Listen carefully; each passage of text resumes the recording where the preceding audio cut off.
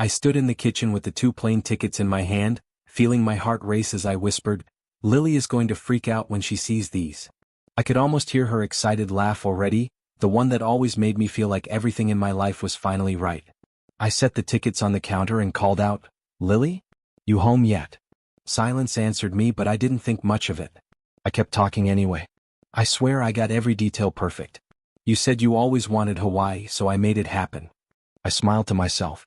"You're going to love it." My phone buzzed and I picked it up with a smile, thinking it was her. "Hey babe," I said before looking. But it wasn't her. It was Mason. "Dude, calm down. You sound like you're about to jump out of your skin." "I just want everything to be right," I said. "Yeah, well, make sure she actually shows up," he joked. I sighed. "She will." "Don't start." He chuckled. "All right. Call me later." When I hung up, I walked around the apartment, straightening picture frames and checking the time. I kept practicing the moment in my head. I'd say, "Lily, I have something for you," and she'd smile like she always did. I kept imagining her saying, "Ethan, I love you," like it meant forever. Minutes passed. Then 30. Then an hour. "She's probably running late," I said, though doubt tugged at me. I tried calling her. No answer. Tried again. Voicemail. "Lily, where are you?" I muttered. "You said you'd be home by 6. My chest tightened. I texted her, "Hey, you okay? I have a surprise." Still nothing. I sat on the couch, staring at the tickets. "This wasn't how today was supposed to go," I whispered. Another hour passed before my phone finally buzzed. I grabbed it fast. "Lily?" I breathed as I opened the message. "I'm sorry. Don't wait for me. Please don't call." "What?" I said. I typed back, "Where are you? What's going on?" No reply. I called again. Voicemail. "Lily, this isn't funny," I said. "Just tell me what's happening." Another buzz. Another message. "Please don't be angry. I needed to leave." I felt the room tilt. "Leave? Leave where?" I said. I looked at the tickets. A horrible thought hit me. I opened my airline app with shaking hands. The seats weren't the same. My name was still there. Hers wasn't. Next to mine was a new name. Jason Blake. Jason. I whispered. Why would she? My heartbeat slammed against my ribs. I tried calling again. Failed. I dropped onto the couch, gripping my hair. "Lily, what did you do?" My voice cracked. "Why him?" The apartment felt too big, too quiet. I stared at her message again. I needed to leave. "With him?" I whispered. "Using the tickets I bought for us?" My hands shook harder. "This isn't real," I said. "She wouldn't do this to me." But she had. And as the truth settled in, something inside me tore open. And it wasn't coming back. I stood up again, pacing. "No, this doesn't make sense," I said. "She told me this morning she couldn't wait for tonight." I grabbed my keys but didn't move. "Maybe she's at her studio," I whispered, even though I knew she wasn't. My phone buzzed again. Mason said, "Did she get home yet?" "No," I said. "You okay?" "No," I answered. "She left. She said not to call." "Man, I'm coming over." "Don't," I said. "I need to figure this out." When I hung up, I stared at the ring on the counter. "You said we were a team," I whispered. "You said I was your future." I checked the flights again. No mistake. Her seat was gone. Jason's was there. "How long were you planning this?" I whispered. "Why didn't you just tell me?" The silence in the apartment felt heavy. I sat down again, gripping my phone. "Just tell me the truth, Lily," I said softly. "Please." But there was nothing. I stood up again and said, "You could have told me anything, Lily. Even if it hurt, I deserved the truth." I walked to the doorway, half expecting her to walk in and say it was all a mistake. "Just tell me why," I said. "Tell me what changed." I imagined her voice saying, "I didn't mean to hurt you," but the room stayed quiet. My phone felt heavy in my hand. "I was planning our whole future," I whispered. "And you were planning your escape." Saying it out loud made my chest tighten even more. "I loved you," I said. "Did that ever matter to you at all?" I felt everything slipping away. I gripped my phone so tight my fingers ached as I said, "Lily, just answer me. Please." The call died again and I stared at the blank screen like it would somehow speak. "What did I do wrong?" I whispered, even though I knew the silence wasn't going to explain anything. I tried calling her again. Voicemail. I texted, "I need to talk to you. I'm scared. Just tell me where you are." No reply. I paced the living room, breathing hard. Okay, think Ethan, I muttered. Maybe her friends know something. I called Anna first. Hey Anna, is Lily with you? She hesitated. Ethan, I'm not sure I should, please, I said. I just need to know she's safe. I think she's away for a bit. Away where? I don't know. I'm sorry. She hung up before I could ask more. I stared at my phone. She knows something, I said. Why won't she tell me? I dialed Chloe next. Chloe, please don't hang up. I need your help. Ethan, I can't get involved, she said. I promised Lily. Promised her what? That I wouldn't say anything. Anything about what? She went silent. Chloe, please. I'm losing my mind here. She whispered, I'm sorry, and ended the call. I slammed my hand against the counter. What are you hiding, Lily? I opened my laptop and logged into the airline account again, praying it was a mistake. But it wasn't. Her seat was still replaced by the same name. Jason Blake. Jason, I whispered. The guy from her office? I remembered her laughing once when I asked who he was. Just a coworker, she'd said. Relax, he's harmless. I never thought about him again. Now I felt sick. I pulled up her office website and found him in seconds. Broad smile. Confident eyes. The kind of guy who acted like the world belonged to him. Why him? I whispered. My phone rang suddenly. Mason. Dude, what's happening? He asked. She used the tickets, I said. She flew out with someone named Jason Blake. Wait, what? That guy she mentioned once. Yeah. Ethan. I don't even know what to say. I don't either, I said. I just keep thinking maybe there's some explanation, but there's nothing. Mason sighed. You want me to come over? No. I need answers first. After we hung up, I stared at the wall, my mind replaying Lily's smile, her promises, the way she held my hand last night like nothing was wrong. Was all of it fake? I whispered. I grabbed my keys and left the apartment. I drove to her office and found her friend Brooke in the parking lot. Brooke, I said, rushing up. I need to know where Lily went. She looked terrified. Ethan, I can't. Did she leave with Jason? Brooke looked away. Please, I begged. I just need the truth. She whispered, yes, and walked off. I leaned against my car, feeling the world tilt. She really did it, I said. She actually left me for him. I drove back home slowly. Every red light felt like a punishment. When I finally sat on the couch, I whispered, why wasn't I enough? My phone buzzed with a new message. Not Lily. A number I didn't know. You should stop calling her, the text said. I typed back, who is this? Jason, he replied. My chest lit with fire. Where is she? I wrote. She's with me, he said. She made her choice. Respect it. I stared at the message, shaking. Put her on the phone, I demanded. No, he wrote. She doesn't want to talk. I called the number. It rang once, then stopped. Another text, don't call again. I threw my phone onto the couch and buried my face in my hands. This can't be happening, I said. Not like this. I thought about our first date, her nervous laugh, the way she held my arm like she feared losing me. I thought about the nights we planned our future. Now all I could think was she planning to leave even then? My chest hurt so much it felt physical. Why did you do this, Lily? I asked the empty room. Why him? I finally forced myself to breathe. I need to know everything, I said. I picked up my phone again and whispered, if you wanted to break me, Lily, you did. I sat there shaking until my thoughts turned darker. Maybe she got tricked, I said, trying to convince myself she wasn't cruel. Maybe he manipulated her.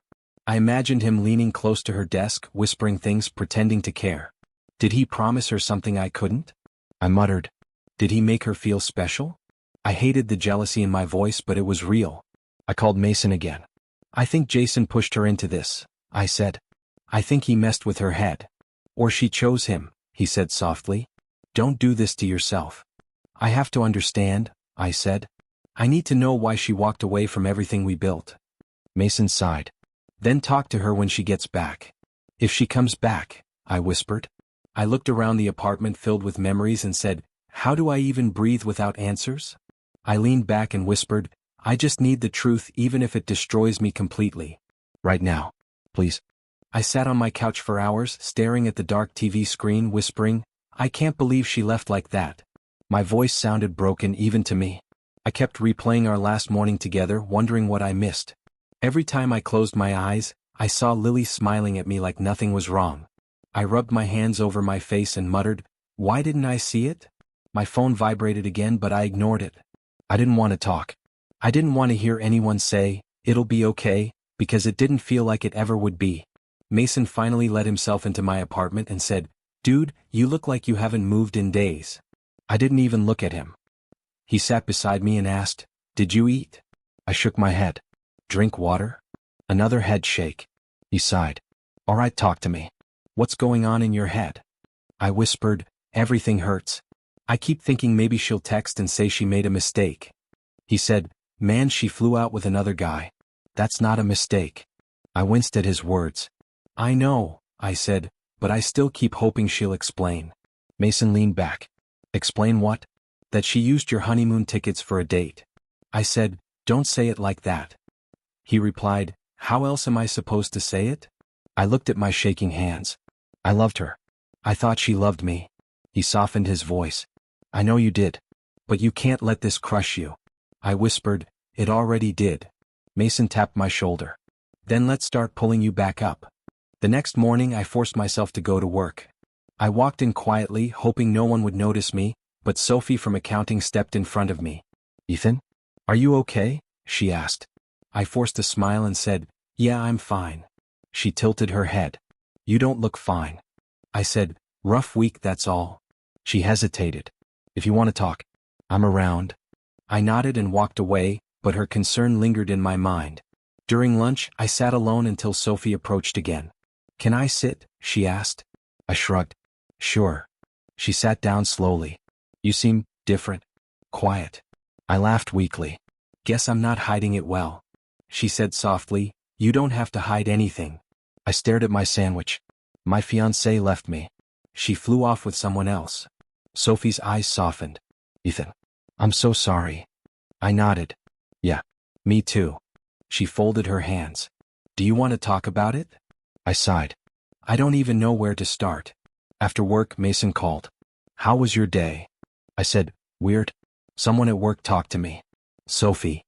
He said, "The blonde with the glasses?" I said, "Yeah." Mason chuckled. "She's nice." I replied, "She's just being polite." He said, "Or she actually cares." I didn't answer. He added, "Look, man, isolation won't help." I said, "I'm not isolating." He said, "You literally didn't leave your apartment for 2 days." I groaned. "Fine." That night, memories kept invading my head. Lily laughing on our first trip together. Lily hugging me after I got my promotion. Lily telling me she wanted forever. I whispered, "Was any of that real?" My chest tightened. I grabbed a pillow and pressed it against my face, trying to muffle the anger rising inside me. "Why him?" I whispered. "What did he give you that I didn't?" I didn't get an answer. Just the same hollow silence. The next day at work, Sophie approached me again. "Rough night?" she asked gently. I nodded. "Didn't sleep much." She said, "Breakups do that." I corrected her quietly. "It wasn't a breakup. It was betrayal." She sat down. "I know that feeling." I looked at her. "Someone cheated on you?" She nodded. "Yeah. It takes time to breathe again." I asked, "Does the anger ever stop?" She answered, "When you decide it doesn't control you anymore." I swallowed hard. "I'm not there yet." Later that evening, Mason showed up again. "You talked to Sophie again?" he asked with a teasing grin. I rolled my eyes. "Not like that." He replied, "Relax. I'm just glad you're talking to someone." I sat down. "I'm trying, okay? But every time I talk, I feel the anger come back." Mason nodded. "That's normal. But you can't let it turn you into someone you're not." I whispered, "I don't even know who I am without her." Mason said, "You're Ethan. And you're stronger than you think." His words sat heavy on me. I leaned back and whispered, "I wish I believed that." He said, "You will. One step at a time." I rubbed my eyes. "I feel like everything I touch falls apart." He shook his head. "No. Someone else made a choice. You're just living with the pieces." I sighed. "I hate feeling this weak." Mason replied, "You're not weak. You're hurt." I nodded slowly. "Maybe."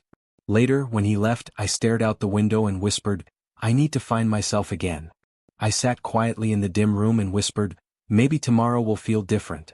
saying it helped even a little, like I wasn't completely lost after everything that happened. I hoped it was true. I stood outside Jason's apartment building, gripping the railing so hard my knuckles turned white. I whispered, "I can't believe I'm doing this," then knocked on his door. My heart pounded like it wanted to escape. When the door opened, Lily stood there, eyes wide, face pale.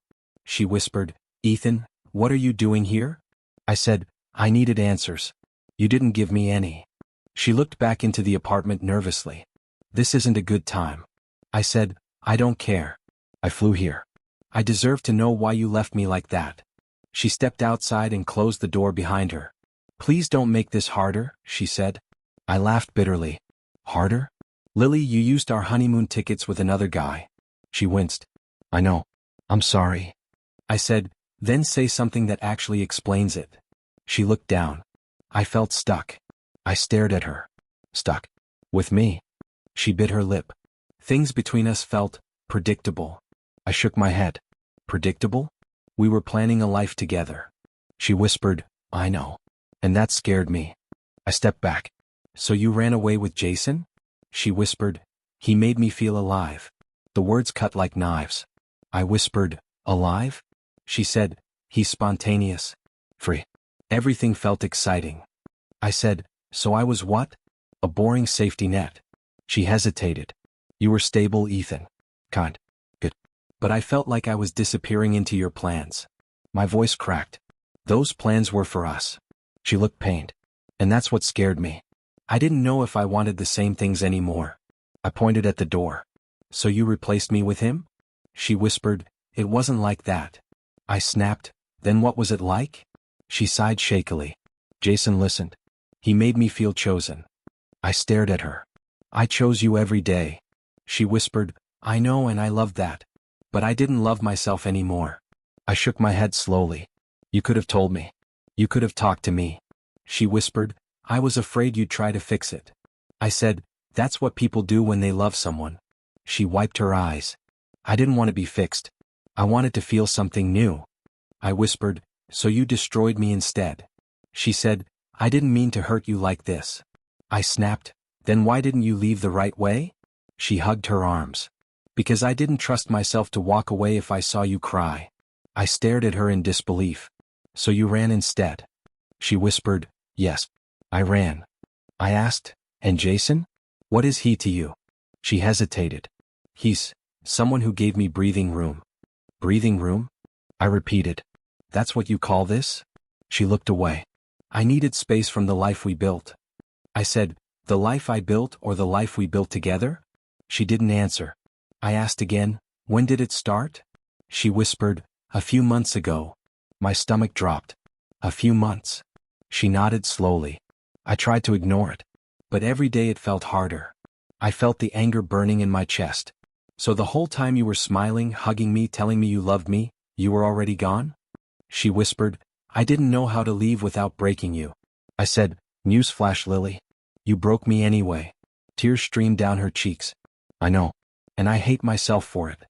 I looked at her trembling hands. "Do you regret leaving?" She closed her eyes. "I regret hurting you. But leaving? I think it was something I needed." The last bit shattered something inside me. "So I wasn't enough." She whispered, "You were enough."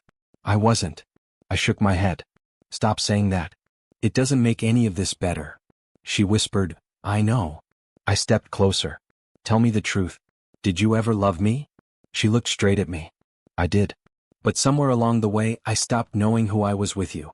I whispered, "Then why didn't you tell me you were drowning?" She said, "Because I didn't want to ruin your happiness." I laughed weakly. "You ruined it anyway. You blew it apart." She whispered, "I'm sorry." I shook my head. "Sorry doesn't fix anything." The door behind her opened slightly and Jason's voice said, "Everything okay?" I clenched my fist. Of course he's listening. Lily held up a hand. "Jason, please. Stay inside." I said, "No, let him hear. Let him hear what you did." She whispered urgently, "Ethan, please don't do this." I took a step back. "I'm done. I just needed to see your face."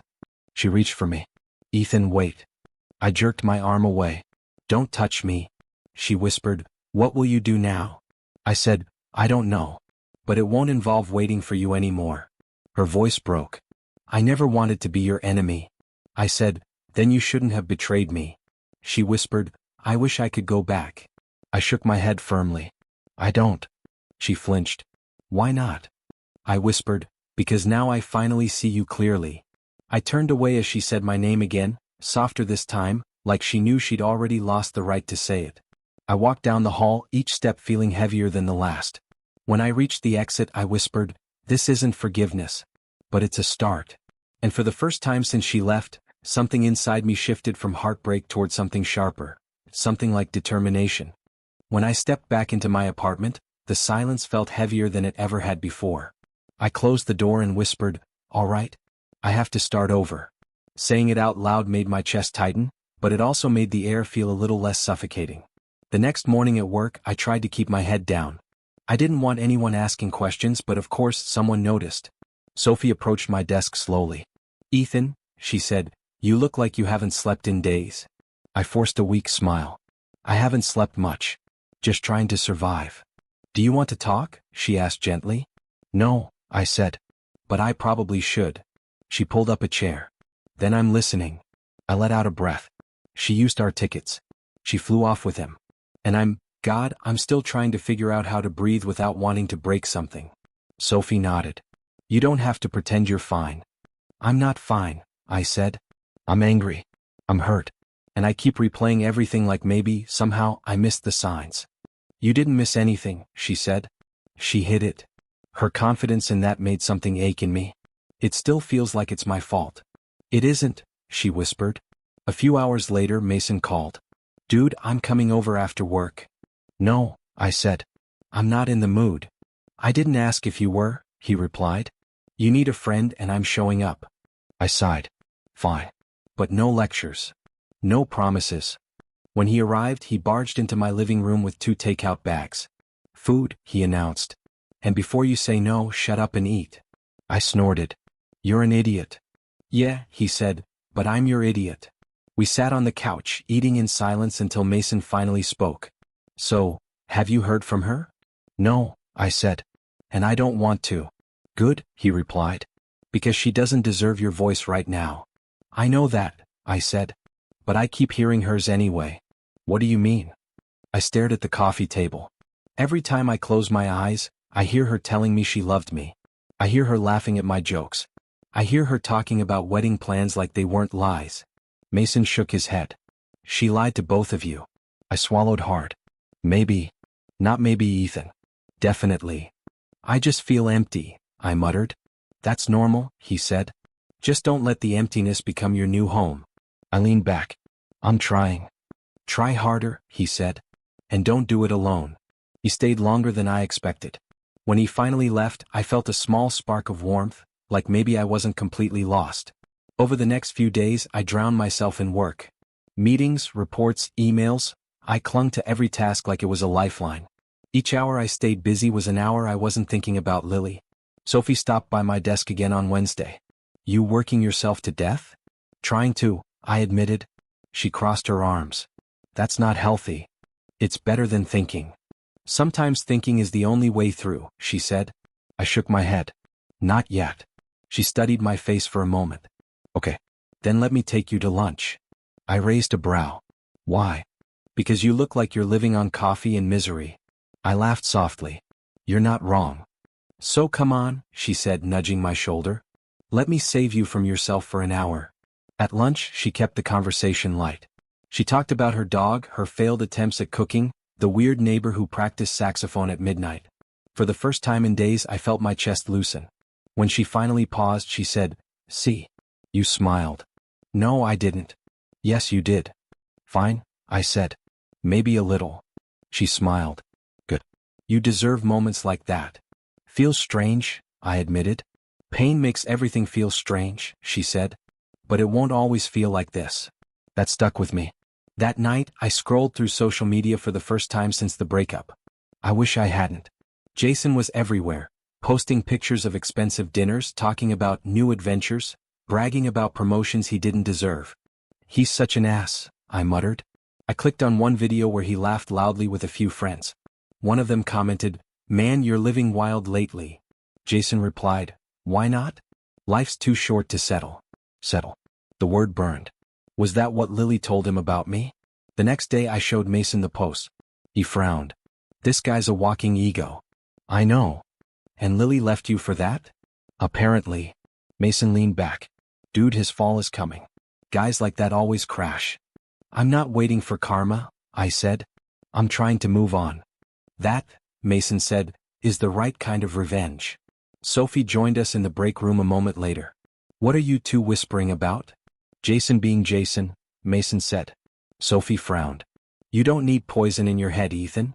I know, I said. I'm trying to let it go. Good, she replied softly. Because you're worth more than the way they treated you. Her words hit deeper than I expected. Thank you. Anytime. Over the next week, something in me shifted. I woke up earlier. I cleaned my apartment. I called old friends I had drifted from. I started jogging again. Each small step felt like picking up a piece of myself. One night, while finishing paperwork at my desk, Sophie stopped by. You look better, she said. Do I? Yes, she replied. You look like someone learning how to breathe again. I smiled faintly. I guess I'm trying. You're doing more than trying, she said. You're healing. I exhaled slowly. I hope so. She touched my arm gently. You will. And for the first time since Lily walked out of my life, I actually believed it. I was halfway through my morning coffee when my phone buzzed. Mason's name flashed on the screen. I answered, still rubbing sleep from my eyes. Ethan, he said, excitement barely contained. You're not going to believe this. Try me, I muttered, though part of me dreaded whatever this was. Jason got fired. I nearly choked on my coffee. What? Mason laughed a little too hard. Yep. Misconduct, harassment complaints, the whole package. Dude's career just imploded. I leaned back in my chair.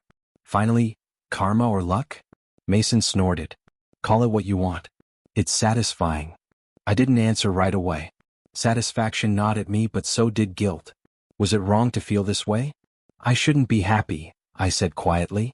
You've got every right, Mason replied. He treated you like dirt, Lily included? I frowned. I don't know. Part of me thinks I should feel detached, like I'm above it. Above it? You're human, Ethan. Feeling something doesn't make you petty. I rubbed my face. I just keep thinking about Lily too. Her friends are furious with her. Some of them found out she abandoned everything for Jason. Mason grinned. She's getting a taste of her own medicine. I shook my head. I shouldn't enjoy it. But I do. You deserve a little, Mason said softly. After everything she put you through. Later that day, I bumped into Vanessa Hunt in the hallway at work. She hesitated before speaking. Ethan, can we talk? I raised an eyebrow. Sure. What's up? She glanced around nervously. It's about Lily. I crossed my arms. Go on. Vanessa swallowed. I know what she did. Leaving you for Jason. She didn't tell anyone because she was ashamed, but some of us found out. I clenched my fist. I already know. Why are you telling me this now? Because, she said slowly, I think you should hear it from someone who actually cares. She hurt a lot of people, Ethan. Not just you. I shook my head. Yeah, I can see that. Vanessa looked uncomfortable. I'm sorry you had to find out the hard way. I just wanted you to know the truth. She's not perfect. I forced a small laugh. Understatement of the century. Vanessa smiled faintly. I hope you're okay. I'm getting there, I said. Thanks for telling me. Later, I sat alone in my apartment staring at my laptop. Jason's firing was all over the news. I read every article, every social media post, and each one made my chest tighten and loosen at the same time. I whispered, he's really falling apart. And she's not doing much better. Part of me wanted to gloat. Part of me felt guilty for feeling this satisfaction. I shook my head. I can't let this define me. Sophie called later that evening. Ethan, you okay? I sighed. I don't know. I keep hearing about Jason and Lily and I feel weirdly vindicated but also guilty. She paused. That's normal. You're allowed to feel complicated emotions. I feel like I shouldn't, I admitted. You survived it, she said softly. You're strong. You can handle your feelings without letting them control you. I let her words sink in. Maybe. I'm trying. She smiled. Good. You're doing better than you think. The next morning, Mason called again. Ethan, have you seen Jason's latest post? I groaned. No. What now? He's bragging about how he's moving on like nothing happened. Apparently he thinks firing was just a setback. I muttered, unbelievable. He's arrogant, Mason said. And arrogant people crash hard. You'll see. I couldn't help but feel a small spark of satisfaction.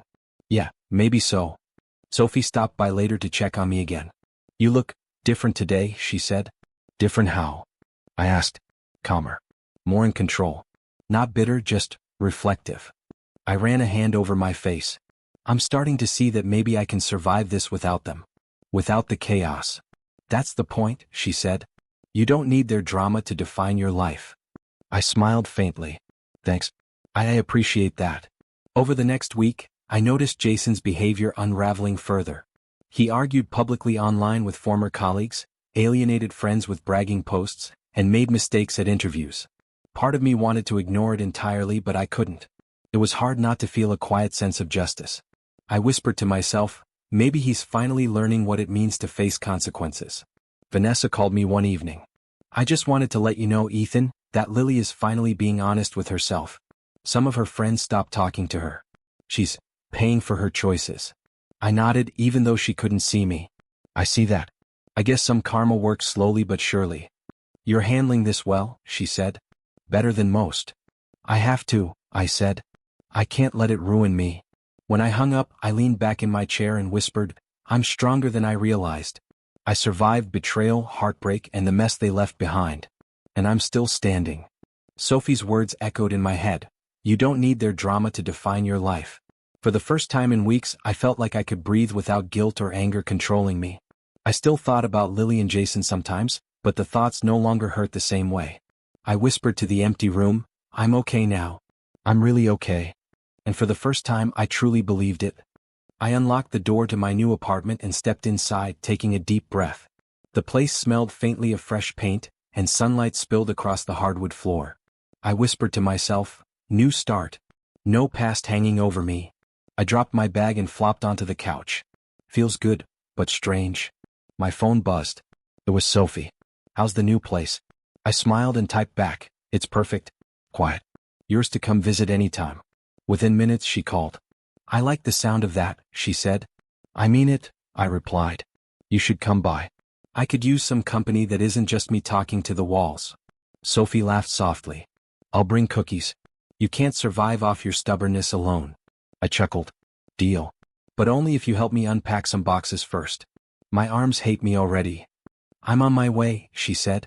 While waiting, I opened a box labeled memories. Photos, ticket stubs, little notes I'd written to Lily, all of it stared back at me. I whispered, time to close these chapters. When Sophie arrived, she stepped inside and looked around.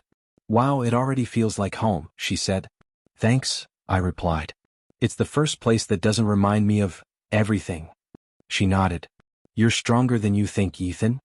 I laughed lightly. I'm trying. We unpacked boxes, chatting about trivial things, favorite movies, weekend plans, even the ridiculous neighbors in the building.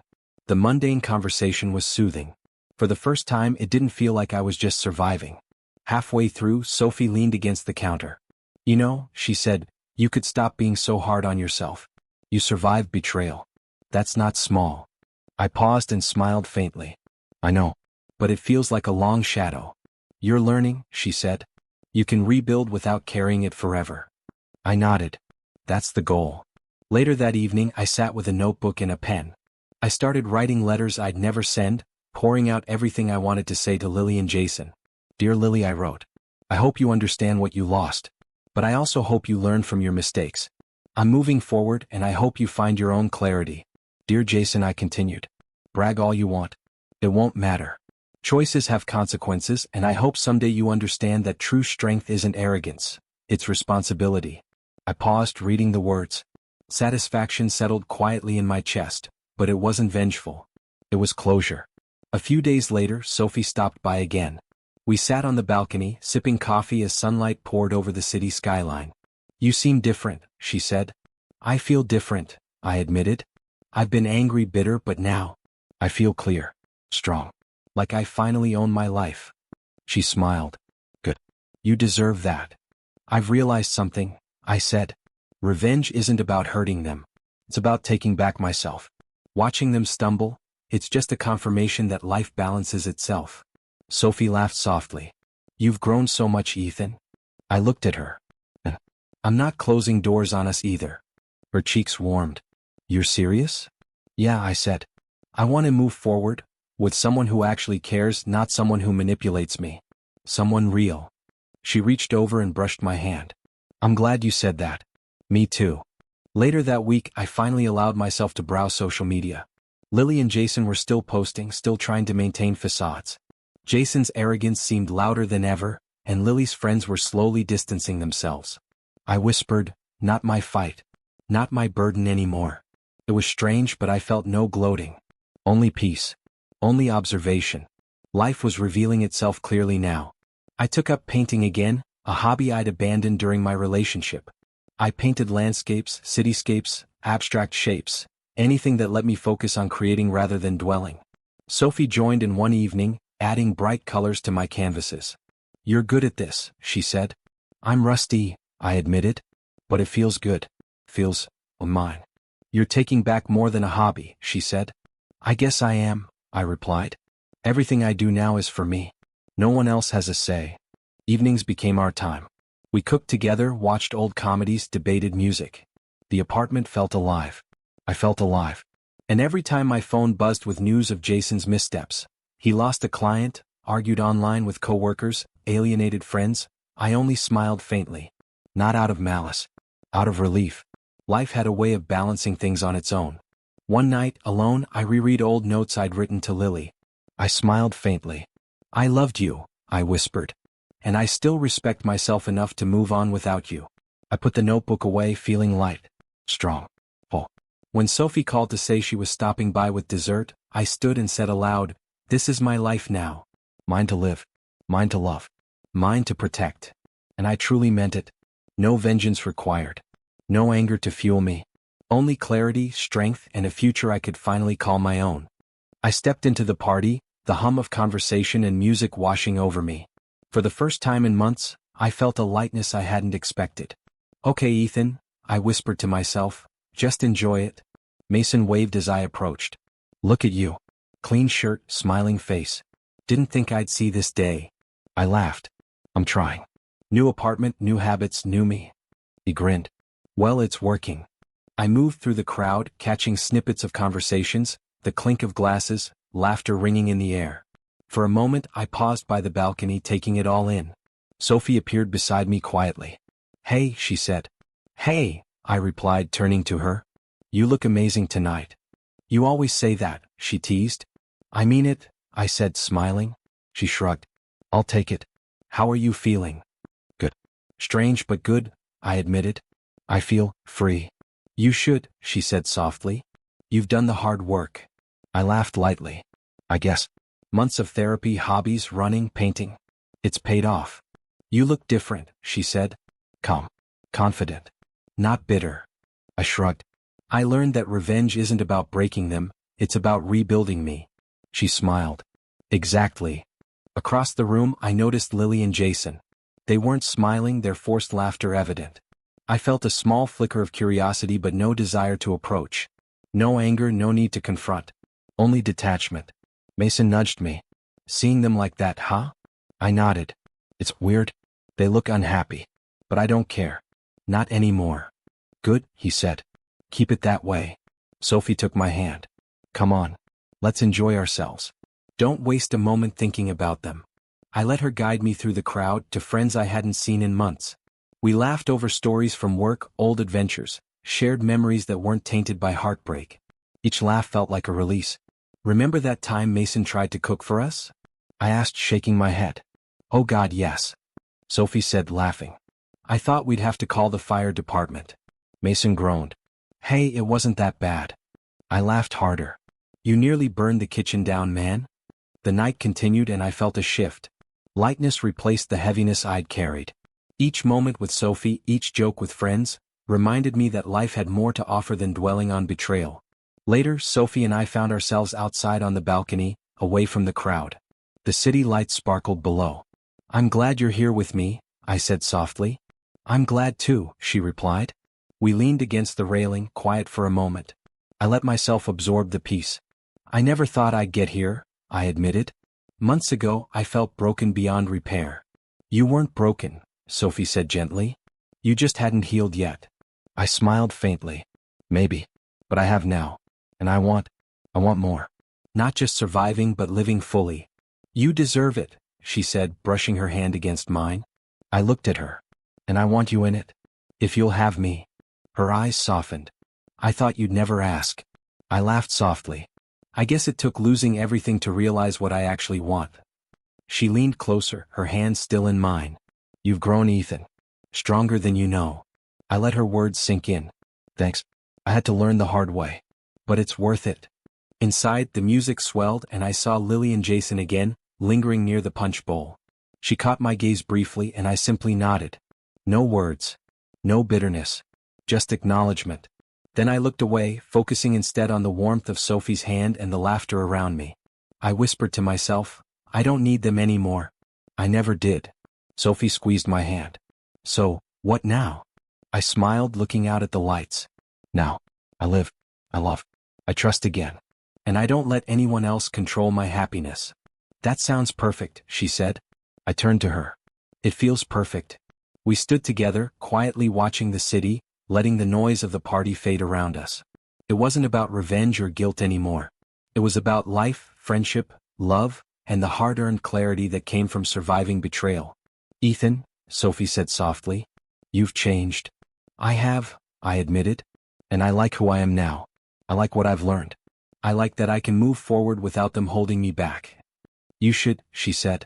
I exhaled slowly, feeling the weight of months lift from my shoulders. I do, I whispered. We shared a quiet moment, neither of us needing words. The city below, the lights, the laughter, it all felt like a promise. A promise of beginnings instead of endings. I whispered one last time to myself, betrayal hurt, but it made me stronger, wiser. And I'm ready for what's next. Sophie leaned her head against my shoulder. I smiled. Me too. And in that moment, I knew it was truly over. I had survived, I had grown, and I was finally free.